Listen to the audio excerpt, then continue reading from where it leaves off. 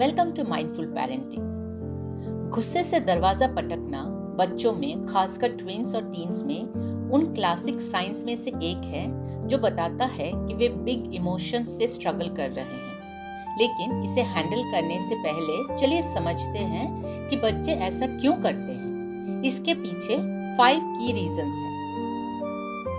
Number 1, ज्यादातर बार ऐसा इसलिए होता है क्योंकि बच्चों को गुस्सा निकालने का और कोई तरीका नहीं पता होता है। डोर स्लैमिंग उनके लिए प्रेशर रिलीज जैसा है। जैसे प्रेशर कुकर सीटी बजाकर भाप निकलता है, बिल्कुल वैसे ही।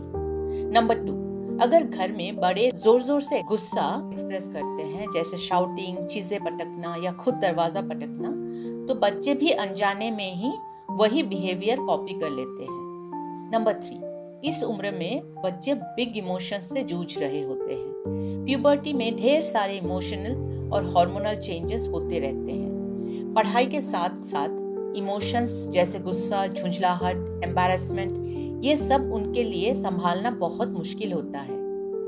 नंबर 4, ये उनका तरीका होता है ये कहने का, मुझे प्राइवेसी चाहिए, प्लीज रिस्पेक्ट इट। इस उम्र में बच्चे थोड़ा स्पेस और इंडिपेंडेंस चाहते हैं। A closed door is simply their way of asking for dignity.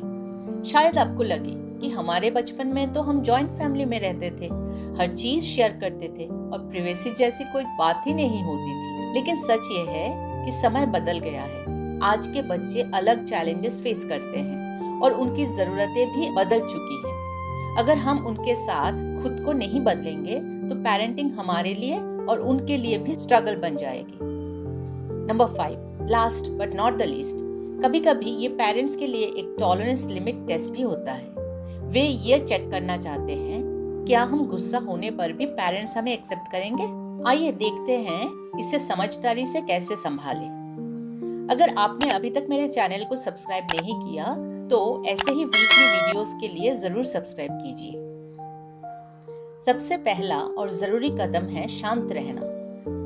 जैसा कि मैंने अपने पहले के वीडियो में भी बताया है, जब भी बच्चे एक्सट्रीम नेगेटिव इमोशंस दिखाते हैं, आप उतना ही पॉजिटिव इमोशंस दिखाइए। गहरी सांस लें और याद रखें कि बच्चे इमोशनली ओवरवेल्म्ड है। उन्हें बस उसे वेंट आउट करने का सही रास्ता दिखाने की जरूरत है। एम्पैथी दिखाइए। काम वॉइस में कहे, मुझे पता है तुम परेशान हो, टेक योर टाइम, अगर कुछ शेयर करना चाहते हो तो मैं यही हूँ। This shows respect for their need for privacy while keeping communication open. गुस्से के उस पल में उन्हें बार बार समझाने या डांटने की गलती मत कीजिए। जब इमोशंस हाई होते हैं, बच्चे सुनते नहीं, सिर्फ रिएक्ट करते हैं। जब माहौल ठंडा हो जाए तब बच्चे को एनकरेज कीजिए दूसरे तरीके से गुस्सा निकालने के लिए, जैसे डायरी लिखना, म्यूजिक सुनना या ये कहना, मुझे थोड़ा समय चाहिए।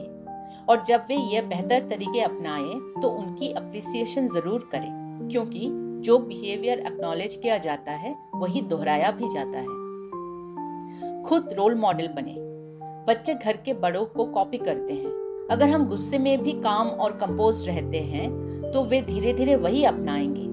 याद रखिए, गुस्से में दरवाजा पटकने की आदत को फर्स्ट टाइम ही हैंडल करना जरूरी है। अगर आप इसे बार बार होने देंगे तो बाद में इससे दूर करना और भी मुश्किल हो जाएगा।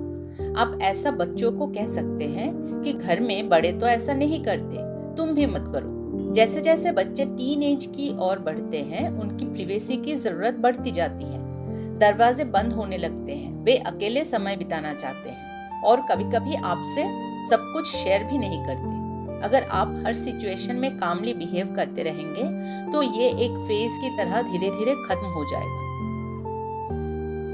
दरवाजा नॉक करके अंदर जाना एक छोटी सी आदत है, लेकिन इसका असर बहुत गहरा होता है। इससे उन्हें लगता है कि उनकी प्राइवेसी की इम्पोर्टेंस है और धीरे धीरे वे लिटरली और इमोशनली भी अपने दरवाजे आपके लिए खोलेंगे।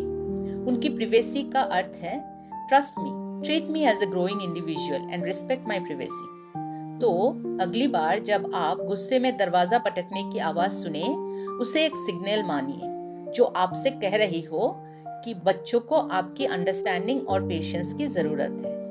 टाइम, पेशेंस, एम्पैथी और प्यार से हम उस बंद दरवाजे को फिर से एक खुला दरवाजा बना सकते हैं। ऐसे ही वीकली वीडियोस के लिए मेरे चैनल को जरूर सब्सक्राइब करें। Happy mindful parenting.